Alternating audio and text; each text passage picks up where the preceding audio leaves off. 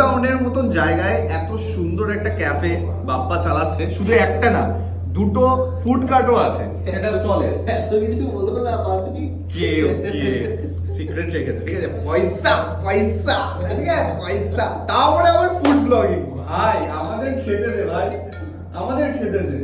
তারপরে আবার food blogging. তো আমাদের কাছে ফার্স্ট আইটেম এসেছে, সেটা মোমো। 1 2 3 4 5 6 ছটা পিস। এখানে মিউনিস আছে আর 24 ক্যারেট গোল্ডের একটা সস আছে, ঠিক আছে, ও যেটা নাম দিয়েছে।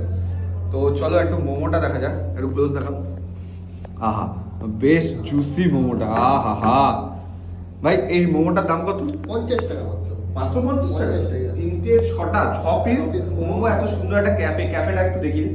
এই হচ্ছে ক্যাফে, ক্যাফেটা এত সুন্দর মানে বলার মতন না। আর 6 পিস মোমো মাত্র।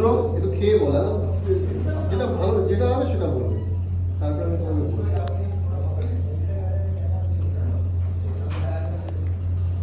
আমি অ্যাকচুয়ালি মোমোটা খুব কম খাই, বাট লিটারালি বলছি মোমোটা দারুণ খেতে পারে। সিরিয়াসলি মোমোর ভেতরে চিকেনের যা স্টাফিং দিয়েছে ভাই, মানে 50 টাকায় এত স্টাফিং আমার মনে হয় না এই চত্বরে কেউ দেয়। এই চত্বরে একটু সসটা দিয়ে খেয়ে দেখি। 24 ক্যারেট। 24 ক্যারেট দারুণ।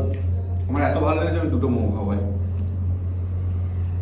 এবার বলি, এই যে এই যে মোমোটা বানানো হয়, তো আমি না সবসময় কোয়ালিটিতে ফোকাস করি, যে প্রফিট কম হোক। একদম। কিন্তু মানুষকে যেন খাইয়ে মনে হয় যে না, যে জিনিসটা খাইয়েছি খেয়েছে সেটা যেন আবার খেতে পারে।